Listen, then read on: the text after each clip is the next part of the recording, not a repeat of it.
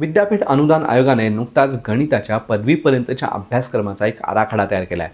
ह्याचं मुख्य वैशिष्ट्य म्हणजे आता याच्यामध्ये वैदिक गणिताचा म्हणजेच वैदिक मॅथमॅटिक्सचा देखील समावेश केला जाणार आहे.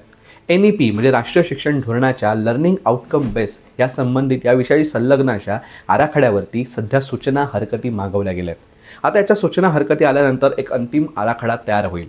पण याचं सगळ्यात मुख्य उद्दिष्ट काय या आराखड्याचं, तर भारतातील विद्यार्थ्यांना आपल्या पुराणांची ओळख करून देणे, त्याच्यामध्ये आपल्या ज्या सगळ्या गणितीय अंकगणितीय संकल्पना, भौमितिक संकल्पना, भूमितीविषयक संकल्पना म्हणजे आपल्या शून्याची संकल्पना, शून्याची व्हॅल्यू किंवा पाय म्हणजे आपण जे गणितातले सगळ्यात महत्त्वाची संकल्पना आहे पायची व्हॅल्यू, या सगळ्या आपल्या पुराणांमध्ये किंवा आपल्या धर्मग्रंथांमध्ये या आधीच कशा पद्धतीने आपल्या पूर्वजांनी त्या शोधल्या आहेत आणि त्यांचा त्या सगळ्या गणिती क्रियांचा वापर करून आपण आत्ताच्या आपली सगळे प्रॉब्लेम्स जे आहेत किंवा सगळे आपले जे सगळे प्रश्न असतात ते अतिशय चुटकीसरशी कमी वेळात अचूक उत्तर आपण त्याची कशी मिळवू शकतो याची ओळखच आता विद्यार्थ्यांना होणार आहे.